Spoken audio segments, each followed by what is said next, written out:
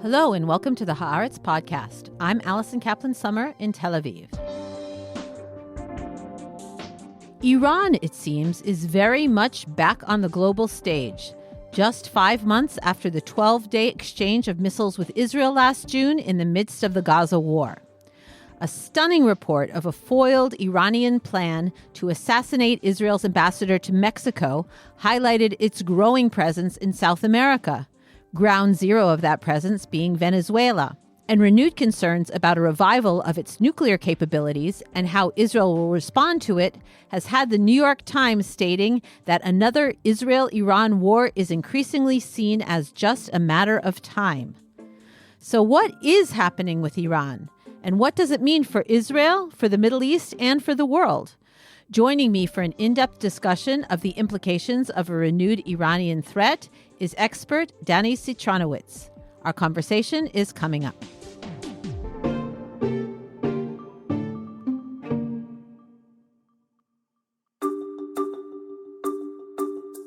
I'm Esther Solomon, Editor-in-Chief of Haaretz English. Around the world, the fight is on to preserve critical and independent media. Haaretz, Israel's oldest newspaper, upholds its long tradition of accurate, committed, and incisive journalism, refusing to bend its reporting to pressure from any government or leader. A digital subscription to Haaretz gives you up-to-the-minute news and analysis in English from journalists who live Israel's reality and are committed to covering the Middle East and its global repercussions. At the same time, your subscription supports the cause of a free press that holds the powerful to account in Israel and around the world. I invite you to become a subscriber to Haaretz now. Just go to Haaretz.com and use the code Haaretz10, that's Haaretz with the number 10, for 10% off an annual subscription.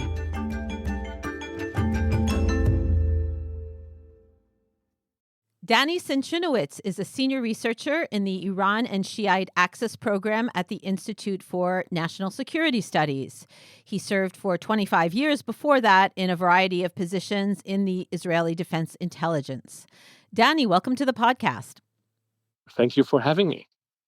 Can you tell us what you know, what we know about this news of an extended time Iranian plot to assassinate the Israeli ambassador to Mexico? We learned about it because a U.S. official said that the Quds Force of Iran's Revolutionary Guard Corps initiated a plot to kill Ambassador Einat Kranz-Niger, and that the plot began in late 2024 and it was only disrupted this year. I have to say that we don't know the exact information and knowledge because of the fact that still things are unclear. We don't know who was behind the plot in terms of who actually was on the ground in Mexico. But what we can say that it's not the first time that Iran is using its presence in Latin America to try to attack Israeli interests. We have the same thing also in Brazil and Peru last year, so definitely it's not new. And second, we have to remember that Iran is trying what we call rebalance the deterrence equation between Tehran and Jerusalem. So they believe that acting or hitting Israel and Jewish targets abroad might help them rebalance this equation. On top of that, we have to say that, again, we don't know exactly what happened in Mexico, but in previous occasion, it was obvious that not Iranians were on the ground. What Iranians are trying to do, their modus operandi is actually finding criminals or third-party local ones that they are paying them to initiate the attack. So the good thing in a way regarding Iran or how Iran see that it creates some sort of a gap between them and the terror activity itself. The bad thing for them is that usually they're hiring a local that has no information or knowledge. This is why it's easier to discover this plot. But we have to wait for more information to understand more what really happened. It's interesting that it came out from the United States at first. We didn't have confirmation from the Mexicans themselves, not from the Israelis till more recently. What interest does the U.S. have in putting this story out there? That is an interesting question. I think it's also connected to everything related to the U.S. focus right now in Latin America.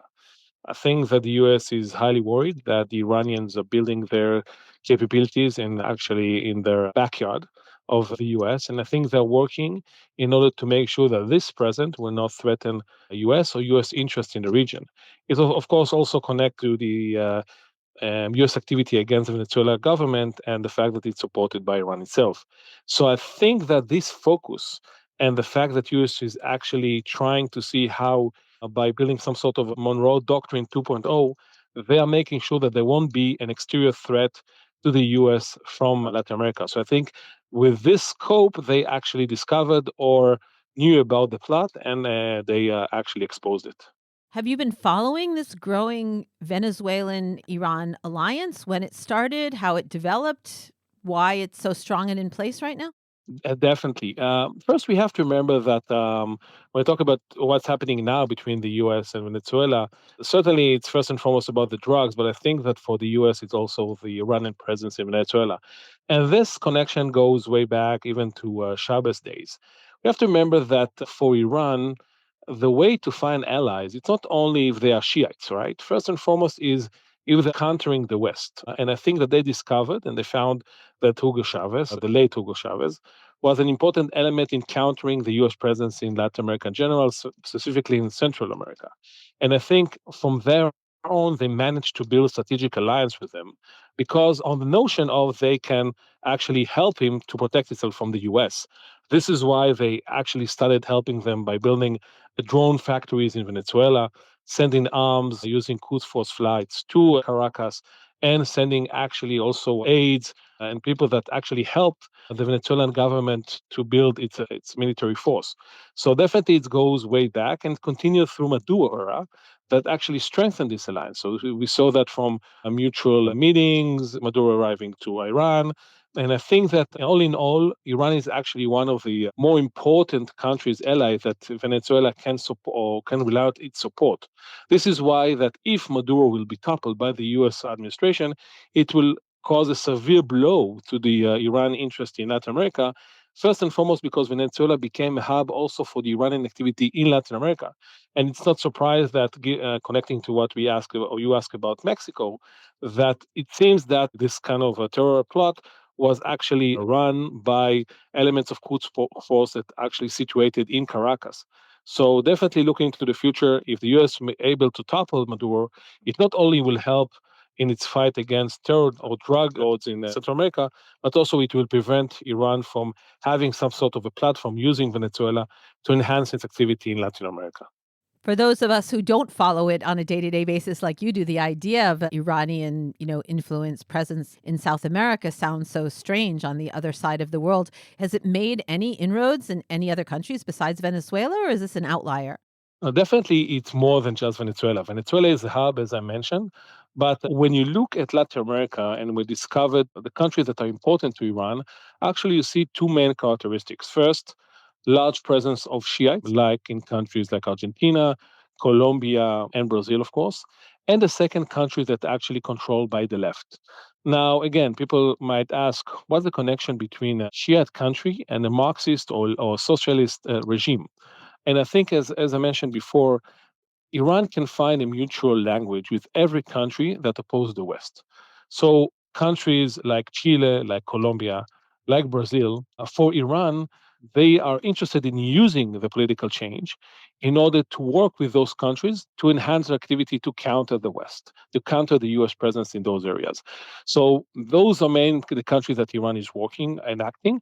And of course, we have to add two other important countries in Central America. One is Nicaragua, again, country that controlled by a regime that countering the US ambitions in the region. And of course, goes without saying Cuba, again, because of the history and everything related to the Cuban American connections. So those are the main countries. But we have to say one important thing. The political change right now in Latin America continent, especially the return of the right. We see that in Ecuador, in Bolivia, and of course the election of Milei in Argentina, that caused a severe blow to the Iranian ambitions in Latin America. Because these regimes or administrations actually supported now by the US is really creating a lot of problem to Iran to enhance its influence in the continent itself. And definitely we'll see changes in Chile this month and next year in Colombia and maybe Brazil that also will prevent Iran from achieving its willingness to influence in the continent. And of course, it will prevent its ability to influence or have some sort of a bad influence on the local Shia population that are living in the relevant countries in the continent. You're making me think of the propensity of this right-wing Israeli government to be very friendly to some of the far-right figures in South America. And, this sort of boosts it because, not only are they cozying up to it because they're supportive of Israel, but presumably this can be framed as standing up to an Iranian threat. I think you're absolutely right in the term that also for Israel, after many years that we had many problems from countries in Latin America. For example, what's happening now with Petro in Colombia. Definitely, this change is welcome. A, because it's allowing Israel to increase its footprints, its presence in Latin America, but also you can find a mutual language with those governments and, of course, with the US about the need to counter Iran. And take, for example, Argentina, that became the country that the Iranians, I think, feared the most in Latin because of the election of President Milei. This is why I think that definitely there are good opportunities for Israel in the short run, even the long run, given the political changes in the continent, that you can use that to our advantage, A, to strengthen our diplomatic connection with those countries, but also harnessing them to the fight against the Iranian presence in Latin America and in general. Danny, put this in the context, widening it out of where Iran stands at the moment. Is this a sign of strength or a sign of weakness? Is the country some sort of wounded tiger after the attacks by Israel and the United States during the 2-year war in Gaza and beyond, trying to reassert itself? Is that what's behind the terror plots? We're reading a lot of headlines about Iran being in such bad shape internally. They're having trouble supplying water and power to their own people, right? So why this going so far afield to gain global influence? For looking into what Iran is trying to do, not only in terms of Latin America, but also in terms of Africa, everything what we call the global south.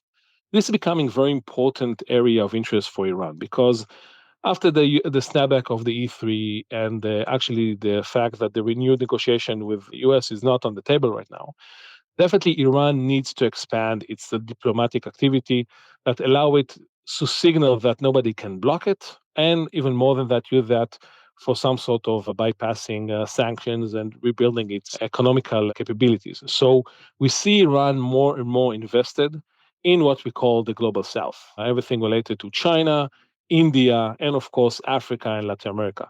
So generally, it's some sort of a counter effect for the fact that the West is non-relevant right now for the Iranian foreign policy. I cannot say that it's something that all Iranians are supportive of. We know that the previous president Rouhani, the president before Raisi, and his foreign minister in the past was Zarif, are against this policy. But for now, it seems that the Iranian regime headed by Khamenei itself is supportive of expanding this activity. So I think that we'll see the Iranians more active in Africa and more active in Latin America, given, of course, the restraint that they have. So that's in general terms regarding where the Iranian foreign policy is going right now. It's not that they forego Europe completely or forego the US completely, but I think they understand that for now, they need to invest in other areas because it looks like that it will be very hard in the foreseeable future for them to rebuild the connection with the E3 and in Europe in general, and also with the US, given the rising land. So I think this is the trend that we're going to see in at least in the foreseeable future regarding the Iranian foreign policy. Even in its own neighborhood, Iran seems to have lost influence. I mean, Syria, which was its biggest strategic ally, we're looking at a historic visit by the Syrian leader to the White House, Egypt, the Gulf states, closer and closer to the U.S. and Trump. So is it part of needing to look further afield? And what about China? Regarding the region, Iran, when Israel exited what we call the Rising Lion War, Iran had three main pillars for its deterrence. First, becoming a threshold in enrichment. Of course, it didn't help it, but they thought it will help them. Second, the missile capabilities, and that they use it, and I think that for them it's a positive development that they were able to launch the missile until the last day of the war. Unfortunately, of course, for us and for Israel and for the United States, but I think this is something that it seems that the Iranians are pleased of, and we have to admit it. And third, of course, is the issue of the axis of resistance. Now, the axis of resistance that actually was built, the notion was built by Qasem Soleimani, the commander of Quds Force, actually was meant to deter Israel from attacking Iran, and actually it collapsed. It failed, first and foremost because the situation of Hezbollah in Lebanon. But it doesn't say nothing about the Iranian willingness to build the axis again. Iran will build its capacity in terms of nuclear and missile capabilities. It goes without saying, we see that even these days. And even the last reporting just a couple days ago about in the New York Times hinted that. But in terms of the acts of resistance, they have to build it. They have multiple problems, as you mentioned. First and foremost, Syria. Syria was an important country in its the ability to build Hezbollah. But now, when there is no Bashar al-Assad and you have al-Shara that I think hates the Iranians more than Israel, and of course closely cooperate with the US. This is something that is a severe blow to the Iranian interest in Syria and its ability and the ability to use Syria to transfer weapons to Lebanon. But I think they will try to do the utmost to use Syria as a country that they can send arms to Lebanon. It's not going to be easy, but I don't think they're going to raise their hands regarding that. We just read a couple of days ago that the Hezbollah managed to smuggle short-range rockets from Syria. This is one aspect. And of course, they're working hard to develop their capacity with the Houthis in Yemen. They identified the Houthis as an important element because they continued launching missiles against the state of Israel until the ceasefire with Hamas. So definitely they will try to help them. And of course, they're focusing a lot on Iraq. As you know, we have very important elections in Iraq that actually will determine the way the Shiite militias will behave or will be adopted, yes or no, by the Iraqi government. And the Iranians are trying to enhance their activity over there. So definitely they're trying to build their regional capabilities with the proxies. And on top of that, they're still preserving a very good relation with the Saudis, the Emiratis, the Qataris, because they don't want any threat coming from their part.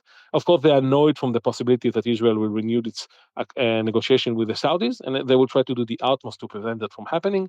But still, they are trying to build their capabilities. So that, in general terms, regarding regional aspects and axis of resistance. And of course, I need to relate also to Russia and China.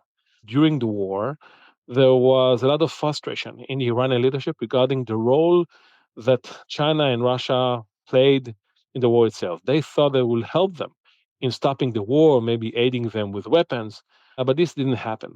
But the problem for Iran is that they don't have anyone else to rely on. So when the war ended, they returned back to China and Russia, trying to find a way to get them supply arms to Iran. And of course, regarding China, a major player in terms of in economically for Iran because of the fact that most of the Iranian oil is being exported to China. So they have to preserve this strategic connection with them. So we saw immediately after the war, the secretary of SCNS, the Supreme National Council of Iran, Ali Larijani, going to Moscow. We saw Nasir Zadeh, the defense minister, going to Moscow. So definitely these relations will be preserved. And same goes to the Chinese. The Iranians definitely want weapons from China. We got reporting that they're asking for air defense systems in terms for some sort of a barter deal. They will give them oil, they will get weapons from them. And of course, they're working hard to develop the economic relations with China.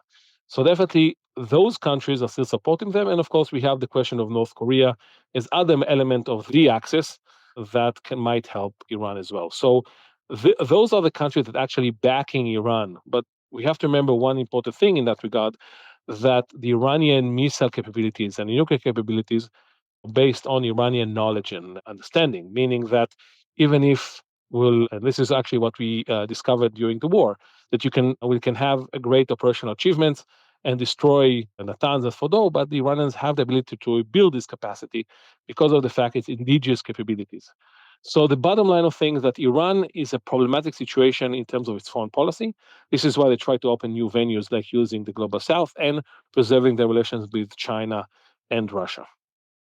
Danny, I can't believe we've gotten this far in the podcast without really delving into the nuclear issue since we're discussing Iran, but we have. You mentioned this New York Times story. It was an unsettling report. It said that Iran appears to be continuing to work on a new enrichment site known as Pickaxe Mountain. It's refused to give international inspectors access to the site or other suspected sites.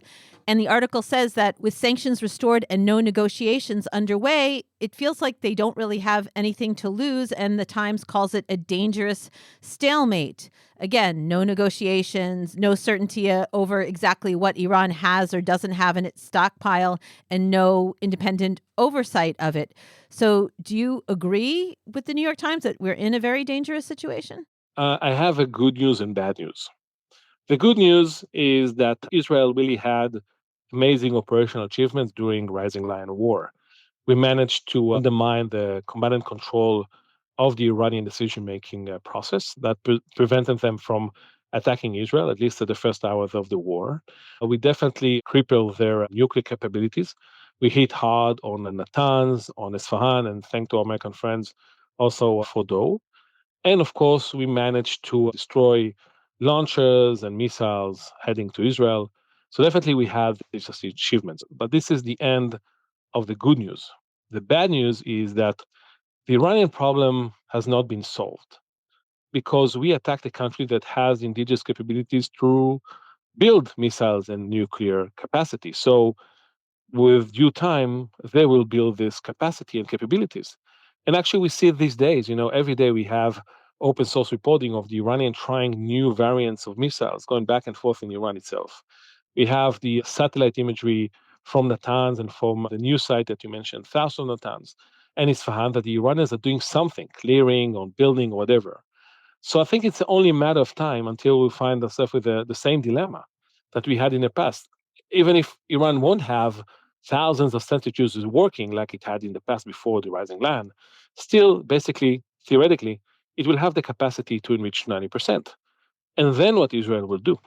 Now, we have to admit that Iran is a very problematic situation right now, not even related to the nuclear and the force buildup. Droughts, the situation in Tehran, the pollution, the corruption, the economical situation, all are very bad. But this regime managing to export oil more than almost 3 million barrels a day. And it has the capacity to rebuild itself on the military side, assuming that a future war with Israel is maybe imminent. So I think that despite the fact that we had amazing achievements during the war, Iran still have a capacity, it still have the knowledge, and we see them trying to rebuild their abilities in the nuclear and the missiles. So I think it's only a matter of time. Again, I don't know if, like in the New York Times article, Iran will produce enough missiles to launch 2,000 missiles towards Israel a day. I think it's exaggeration. But at the end of the day, I don't know if it's going to happen next month, next year, whatever.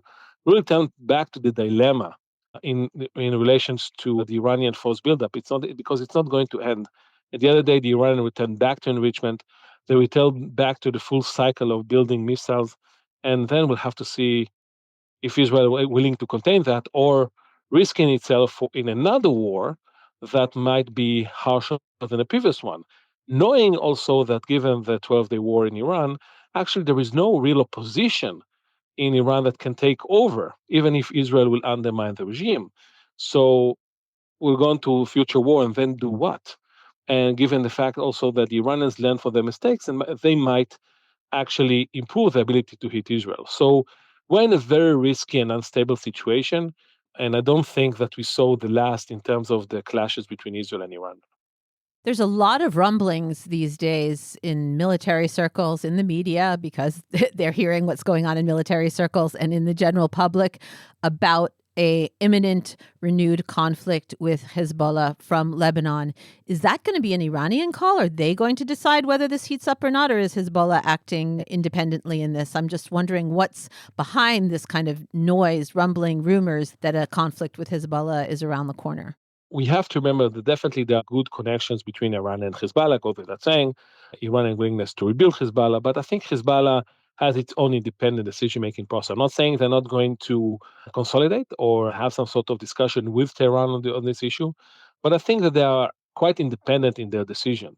I think that the main problem that we have is, again, same thing as Iran, same thing, hopefully it won't happen with Hamas, that kinetics alone is not enough. And we see that regarding Lebanon. So definitely the fact that we managed to decapitate the senior Hezbollah leadership, including the Secretary General Hassan Nasrallah, and all of what we call the Jihad Council, the War Council of Hezbollah itself, definitely it caused a dramatic change in Lebanon. Joseph Aoun was elected to president only because of Israel activities. Same goes to Nawaf Salam, the prime minister. But, and this is a big but, nothing changed regarding the Lebanese government ability to force Hezbollah to dismantle itself. It has no capacity to do so, none also connected to the Lebanese armed forces. They don't have the ability to do so. So where we are right now is definitely that we have a positive regime in Beirut right now, but with a low capability to dismantle Hezbollah that actually rebuild its capacity.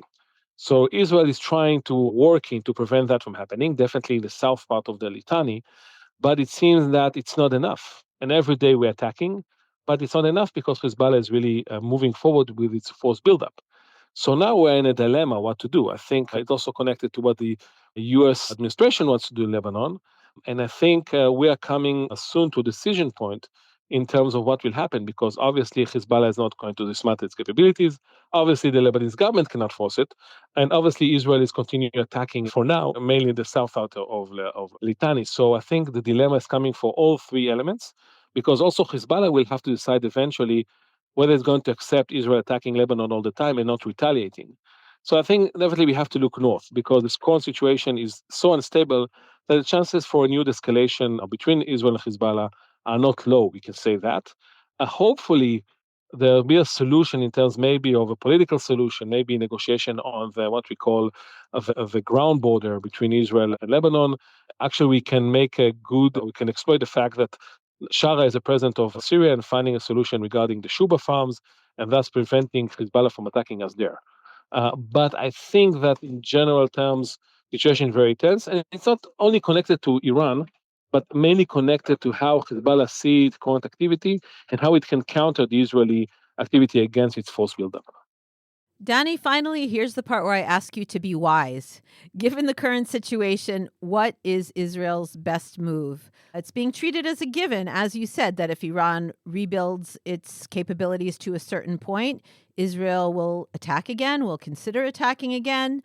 Do you think that's likely? If so, do you see the U.S. supporting it again? Do you see any possible path to a negotiated solution? It seems far-fetched to say that this particular Israeli government is going to encourage some sort of international negotiations between the international community and Iran. But what should a wise Israeli policymaker now do in terms of Iran?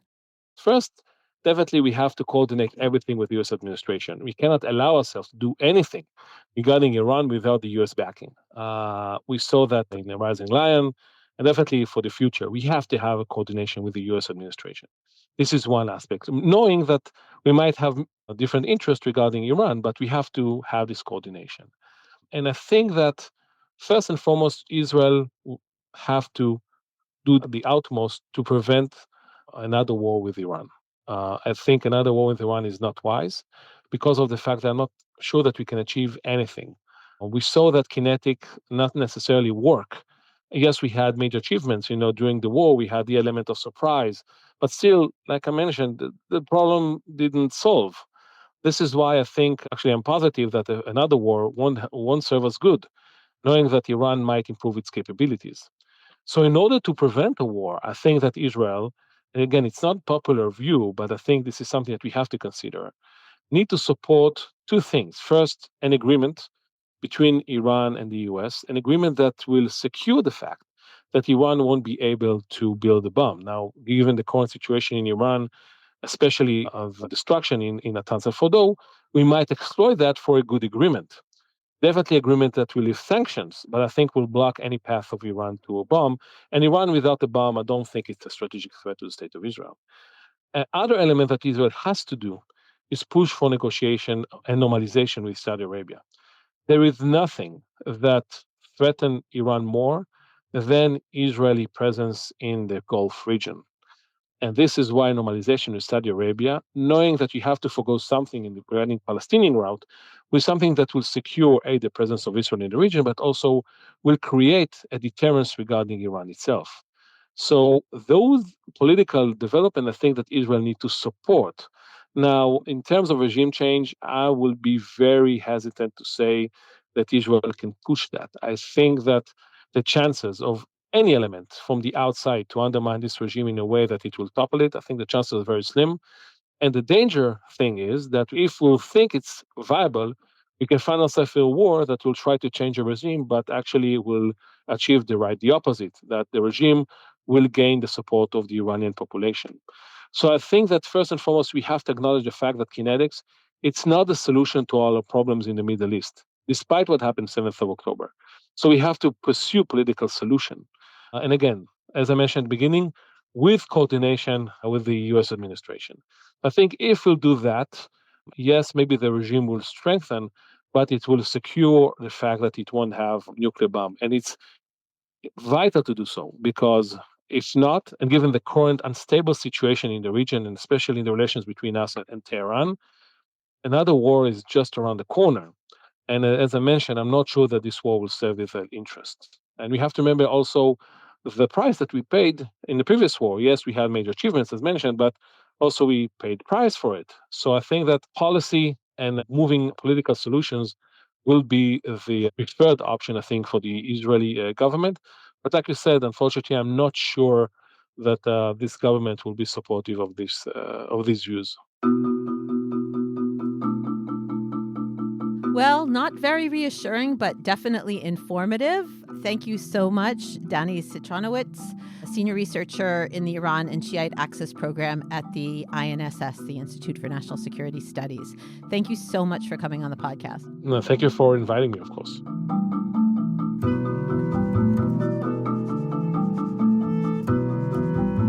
And that's it for this episode of the Haaretz Podcast. Thanks to my guest, Danny Citrinowicz, and to producer and editor, Nara Malkin. If you want to continue to hear the podcast and make sure you never miss an episode, please subscribe to us on Apple, Spotify, or wherever it is that you get your podcasts. And if you're so inclined, leave us a 5-star rating, and that way more people can find us. And to keep up with all the latest news on Israel, the Middle East, and the Jewish world, don't forget to subscribe to and follow Haaretz.com. I'm Alison Kaplan-Summer, and until next time, shalom from Tel Aviv.